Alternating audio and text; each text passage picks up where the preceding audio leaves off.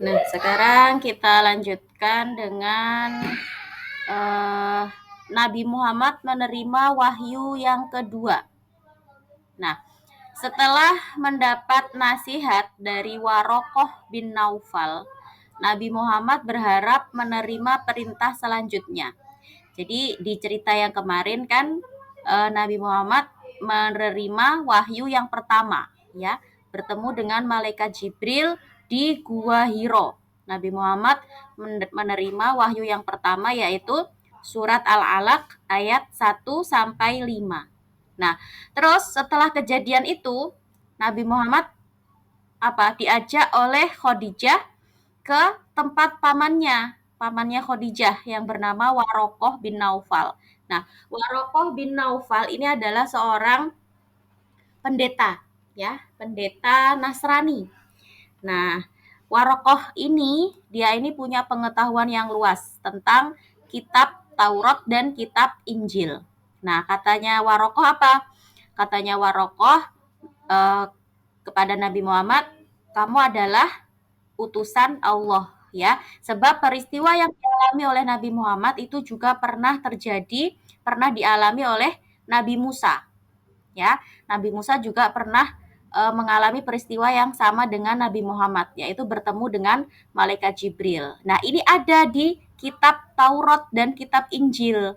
Nah, jadinya Warokoh tahu, oh ternyata ini, ya, ini adalah nabi terakhir, nabi yang dijanjikan Allah sebagai nabi yang terakhir. Ini orangnya ada di depan mata, kata Warokoh begitu ya. Nah, setelah ketemu dengan Warokoh tadi, ya, setelah mendapatkan nasihat dari Warokoh, Nabi Muhammad berharap akan ada wahyu yang kedua, ada perintah selanjutnya. Tapi setelah ditunggu beberapa hari, wahyu berikutnya tidak kunjung turun. Nabi Muhammad kemudian merasa sedih, ya. Beliau mulai ragu dengan apa yang dialaminya itu. Beliau selalu datang ke Gua Hiro sebagaimana kebiasaannya sebelumnya. Nah, ya, setelah turunnya wahyu yang pertama tadi, kemudian Nabi Muhammad setiap hari datang ke Gua Hiro. Berharap apa? Ada wahyu yang kedua, ada perintah selanjutnya. Ya, karena di wahyu yang pertama belum ada perintah apa-apa. Ya, belum ada perintah apa-apa. Hanya menandakan bahwa Nabi Muhammad mendapatkan wahyu dan Nabi Muhammad diangkat menjadi rasul. Nah, dalam sejarah Islam, masa terputusnya wahyu tersebut disebut dengan fatratul wahyi atau masa berselangnya wahyu. Jadi waktu di mana Nabi Muhammad menunggu datangnya wahyu yang kedua itu disebut dengan fatratul wahyi. Nah, ketika Nabi Muhammad pada suatu hari, Nabi Muhammad berjalan di suatu tempat. Tiba-tiba beliau mendengar suara gemuruh dari langit, ya, seperti suara apa namanya? Suara apa ya? Gemuruh, apa ya? Gluduk, tahu gluduk nggak? Pokoknya ada suara gemuruh. Kaminari mungkin ya. Tahu nggak? Kaminari itu apa? Ada seperti suara dari langit. Mendengar suara gemuruh dari langit. Suara itu makin lama makin dekat dan terdengar seperti suara memanggil, "Hai Muhammad, ya Muhammad, engkau adalah utusan Allah." Ya, seperti itu suaranya. "Hai Muhammad, engkau adalah utusan Allah." Tapi suara itu hanya ada suara saja dari langit. Nah, kemudian Nabi Muhammad merasa takut mendengar suara itu. Beliau segera pulang dan minta diselimuti seperti sebelumnya, ya, ketika mendapatkan wahyu yang pertama, ya. Beliau pulang ke rumah dan minta diselimuti oleh istrinya. Ketika sedang berselimut tadi, suara tadi terdengar lagi dengan jelas membacakan ayat, "Hai orang yang berselimut, bangunlah, lalu berilah peringatan dan agungkanlah Tuhanmu dan bersihkanlah pakaianmu dan perbuatan dosa tinggalkanlah. Dan janganlah engkau Muhammad memberi dengan maksud memperoleh balasan yang lebih banyak. Dan untuk memenuhi perintah Tuhanmu bersabarlah." Nah, ini ya. Jadi turun wahyu yang kedua yaitu surat Al-Mudassir ayat 1 sampai 7. Ya ayyuhal mudassir kum fa'angzir wa rabbaka fakabbir dan seterusnya itu. Ayat surat Al-Mudassir ayat 1 sampai 7. Nah, di wahyu yang kedua ini yang menjadi perintah kepada Nabi Muhammad untuk berdakwah, ya. Dengan demikian dimulailah masa permulaan dakwah Islam. Jadi wahyu yang pertama itu belum ada perintah apa-apa, ya. Wahyu yang pertama turun surat Al-Alaq ayat 1 sampai 5 itu menandakan bahwa Nabi Muhammad telah diangkat menjadi nabi dan rasul. Baru kemudian di wahyu yang kedua yaitu surat Al-Mudassir ayat 1 sampai 7 baru di sini ada perintah untuk berdakwah. Jadi Nabi Muhammad mulai berdakwah setelah turun perintah Allah yaitu surat Al-Mudassir ayat 1 sampai 7. Nah, ini ya. Sekarang kita baca rangkuman. Rasulullah Shallallahu Alaihi Wasallam beruzlah. Beruzlah itu artinya menyendiri, menyepi, ya, mengasingkan diri kemana? Ke Gua Hiro. Apa tujuannya? Yaitu beliau memikirkan jalan keluar, memikirkan cara bagaimana agar kaumnya tidak lagi berperilaku jahiliyah, sesat, menyembah berhala. Nah, tempat yang digunakan oleh Nabi Muhammad untuk bertafakur adalah di Gua Hiro. Gua Hiro itu letaknya ada di Gunung Nur, sekitar 6 km sebelah utara Masjidil Haram kota Mekah. Jadi jaraknya sekitar 6 km dari kota Mekah ya. Gua Hiro ada di Gunung Nur namanya. Nah, pada tanggal 17 Ramadan, Nabi Muhammad melihat cahaya terang benderang di Gua Hiro. Dikisahkan bahwa malaikat Jibril muncul dengan cahaya yang membutakan mata di hadapan Nabi Muhammad. Kemanapun Nabi Muhammad memandang, ada cahaya yang terang benderang tadi itu. Nah, Jibril itu adalah siapa? Malaikat yang ditugaskan Allah untuk menyampaikan wahyu. Dalam sejarah Islam, masa terputusnya wahyu tersebut disebut dengan fatratul wahyi atau masa berselangnya wahyu. Ya, jadi antara wahyu yang pertama dengan wahyu yang kedua itu ada jedanya. Ada waktu nggak langsung turun gitu ya. Nabi Muhammad sampai menunggu-nunggu. Ya, sampai beberapa hari Nabi Muhammad menunggu. Nah, di masa penungguan itu disebut dengan fatratul wahyi atau masa berselangnya wahyu. Nah, sekarang kita jawab pertanyaan ini ya. Ayo, kita jawab pertanyaannya. Apa yang membuat Rasulullah beruzlah atau bertafakur di Gua Hiro?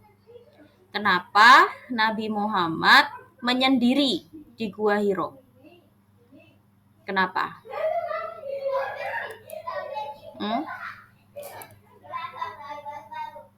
Kenapa Nabi Muhammad menyendiri?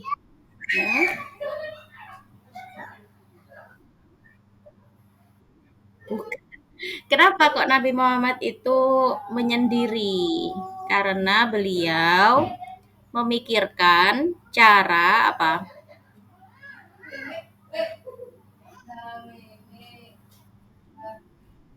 Memikirkan cara bagaimana agar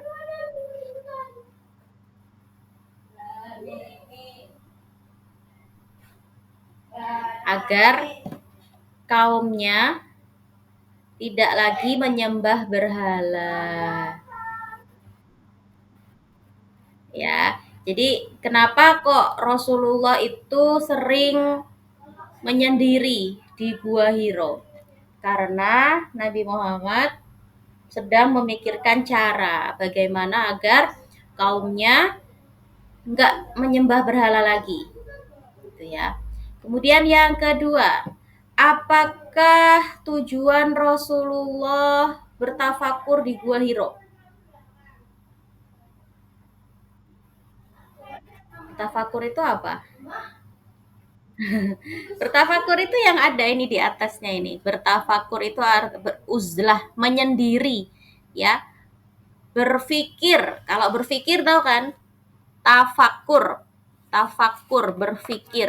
Kalimatnya sama ya, kata-katanya mirip ya. Jadi berpikir, bertafakur itu bisa dikatakan juga dengan berpikir. Kenapa? Biasanya kan orang berpikir itu kan sukanya menyendiri, ya kan? Nggak suka di tempat yang rame.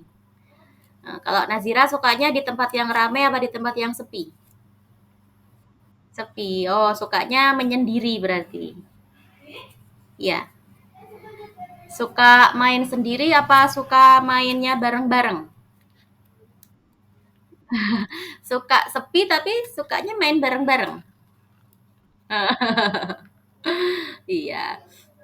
Jadi biasanya kan orang berpikir itu kan sukanya di tempat yang sepi, menyendiri gitu ya. Nah, Nabi Muhammad juga seperti itu. Nabi Muhammad suka bertafakur di gua Hiro, menyendiri di dalam gua, suka di tempat yang sepi. Kenapa Rasulullah bertafakur di gua Hiro tadi? Jawabannya seperti yang pertama tadi ya, karena Nabi Muhammad sedang memikirkan cara bagaimana agar kaumnya tidak lagi menyembah berhala. Kemudian yang nomor 3, bagaimana perasaan Nabi Muhammad setelah mengalami peristiwa luar biasa di Gua Hiro? Peristiwa apa? Yang peristiwa luar biasa itu peristiwa apa? Bertemu dengan malaikat Jibril. Nah, berarti itu peristiwa yang luar biasa karena nggak semua orang bisa ketemu dengan malaikat, ya. Nah, itu peristiwa yang luar biasa. Bagaimana perasaannya Nabi Muhammad setelah mengalami peristiwa luar biasa tadi? Nabi Muhammad merasa apa? Takut, terus sampai apa? Sampai demam. Nah, karena saking takutnya sampai sakit demam. Ya, badannya menggigil ketakutan. Terus apa yang dilakukan Nabi Muhammad? Pulang ke rumah dan minta diselimuti. Nah, minta diselimuti oleh Khadijah. Kemudian yang keempat, apa yang dimaksud dengan fatratul wahyi?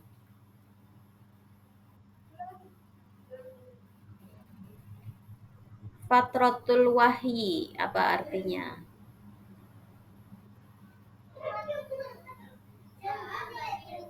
Masa,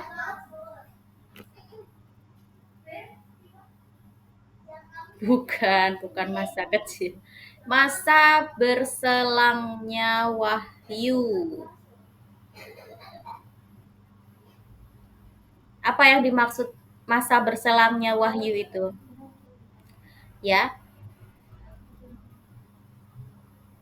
uh-uh. Masa menunggu. Ya, jadi Nabi Muhammad kan menunggu wahyu yang kedua, ya. Dari wahyu yang pertama, terus nggak ada wahyu lagi yang turun. Ya, Nabi Muhammad menunggu-nunggu, kok nggak ada perintah lagi dari Allah, ya. Itu disebut dengan masa menunggu. Ya, disebut dengan masa fatratul wahyi, artinya masa menunggu turunnya wahyu yang kedua. Kemudian yang nomor 5, apa makna yang terkandung dari Al-Quran surat Al-Mudassir ayat 1 sampai 7? Nah, apa makna yang terkandung? Surat Al-Mudassir ayat 1 sampai 7 itu adalah wahyu yang kedua. Wahyu yang kedua yang turun kepada Nabi Muhammad. Ya, berisi tentang apa? perintah untuk berdakwah. Nah, jadi apa maksudnya? Makna yang terkandung dari surat Al-Mudatsir berisi perintah kepada Nabi Muhammad untuk mulai berdakwah. Nah, apa isinya dakwahnya Nabi? Apa isi dakwahnya Nabi? Kita lihat ya. Kita lihat surat Al-Mudatsir ayat 1 sampai 7. Ini tadi yang di atas. Nah, ini dia. Hai orang yang berselimut. Siapa maksudnya? Nabi Muhammad ya. Ketika itu Nabi Muhammad kan sedang ketakutan, berselimut. Kemudian dipanggil oleh Allah, "Ya ayyuhal muddatsir." Hai orang yang berselimut. Bangunlah, kum fa'angzir. Lalu berilah peringatan. Wa rabbaka fakabbir, dan agungkanlah Tuhanmu. Wasiyabaka fatohhir, dan bersihkanlah pakaianmu. Terus apa lagi? Dan perbuatan dosa tinggalkanlah. Dan janganlah engkau Muhammad memberi dengan maksud memperoleh balasan yang lebih banyak. Dan untuk memenuhi perintah Tuhanmu, bersabarlah. Ini ya. Jadi Nabi Muhammad disuruh untuk berdakwah. Ya, disuruh memberi peringatan kepada kaumnya. Karena kaumnya sudah mengingkari Allah, menyembah berhala, ya, berbuat dosa, ya. Nabi Muhammad disuruh untuk memberi peringatan kepada kaumnya. Kemudian Nabi Muhammad juga disuruh apa? Untuk mengagungkan Tuhanmu. Ya, disuruh mengingatkan kaumnya untuk beriman kepada Allah. Dan bersihkanlah pakaianmu. Nah, ini perintah untuk bersuci. Ya, Nabi Muhammad disuruh bersuci, mengajari kaumnya untuk membersihkan diri, membersihkan pakaian ya, bersuci. Dan perbuatan dosa tinggalkanlah. Nah, disuruh untuk meninggalkan perbuatan dosa. Dan janganlah engkau Muhammad memberi dengan maksud memperoleh balasan yang lebih banyak. Jadi kalau kita memberi kepada orang lain itu jangan mengharap balasan ya. Kita memberi itu niatnya apa? Ikhlas karena Allah. Allah nanti yang memberi balasan. Bukan kalau kita ngasih uang misalnya ya, jangan berharap biar nanti diganti uangnya. Kalau kita ngasih makanan misalnya, jangan berharap nanti dapat balasan makanan yang lebih banyak. Ya, jadi kalau kita ngasih sesuatu ke orang lain, itu jangan mengharap balasan. Ya, kita lakukan ikhlas karena Allah. Ya. Kemudian, dan untuk memenuhi perintah Tuhanmu, bersabarlah. Nah, ini Nabi Muhammad disuruh bersabar. Ya, karena menjalankan perintah Allah itu banyak sekali godaannya. Bener gak? Ya, contoh kecilnya aja, Allah menyuruh kita untuk berpuasa. Ya, nah kita menjalankan puasa itu banyak nggak godaannya? Apalagi kalau tinggal di negara yang tidak Muslim, ya, di Jepang, di Korea, ya, di Eropa, di Amerika yang orang Islamnya sedikit, pasti godaannya lebih besar, ya kan? Tantangannya pasti lebih besar kan? Kalau puasa, kita puasa, teman-temannya yang lain pada makan, ya kan? Benar nggak? Untuk memenuhi perintah Allah itu kita harus bersabar. Nah, pahalanya orang yang bersabar itu surga. Nah, ini ya. Jadi Nabi Muhammad disuruh bersabar oleh Allah karena tantangan berdakwah itu sangat berat sekali. Dan pahala orang yang bersabar itu adalah surga. Nah, itu tadi inti dari perintah Allah yang kedua, wahyu yang turun kepada Nabi Muhammad, wahyu kedua, yaitu perintah untuk mulai berdakwah. Nah, dakwahnya Nabi kemudian gimana? dakwahnya Nabi itu yang pertama dilakukan secara sembunyi-sembunyi, ya. Jadi diem-diem dakwahnya, nggak langsung apa namanya melakukan pengajian akbar misalnya, mengundang banyak orang itu enggak seperti itu ya. Jadi dakwahnya Nabi Muhammad itu sembunyi-sembunyi, diam-diam. Karena apa? Karena takut nanti diancam oleh orang kafir ya, takut nanti dibunuh oleh orang kafir. Jadinya diem-diem dulu. Nah, siapa yang pertama kali beriman? Tentu saja istrinya ya, Khadijah. Beliau yang pertama kali beriman ya, percaya bahwa Nabi Muhammad itu adalah utusan Allah.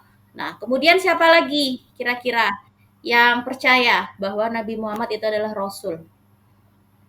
Abu Bakar. Ya, Abu Bakar itu sahabatnya Nabi Muhammad. Terus Ali, Ali bin Abi Thalib. Nah, keponakannya sendiri, Ali bin Abi Thalib. Ya, masih ingat kan ya? Nabi Muhammad itu kan diasuh oleh pamannya, ya, Abu Thalib, pamannya. Nah, pamannya ini punya anak namanya Ali. Ali ini tinggal bersama Nabi, ya. Ali ini tinggal serumah dengan Nabi Muhammad, ikut di rumahnya Nabi Muhammad. Nah, otomatis orang serumah ini, keluarganya Nabi Muhammad ini yang pertama kali masuk Islam, istrinya dan keponakannya, Khadijah dan Ali. Kemudian ada sahabatnya, ada Abu Bakar. Ya, besok kita lanjutkan di pertemuan selanjutnya. Kita lanjutkan bagaimana dakwah Nabi yang pertama ini ya. Oke, cukup dulu untuk hari ini. Kita tutup dengan membaca doa penutup bersama-sama. Allah bil Qur'an waj'alhu lana imam wa hudan wa rahmah. Allahumma dzakirna minhu ma nasina wa 'allimna minhu ma jahilna warzuqna wa ta'ala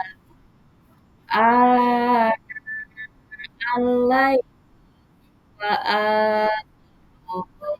an waj'al jatai ya ta'ala. Wassalamualaikum warahmatullahi wabarakatuh. Dadah.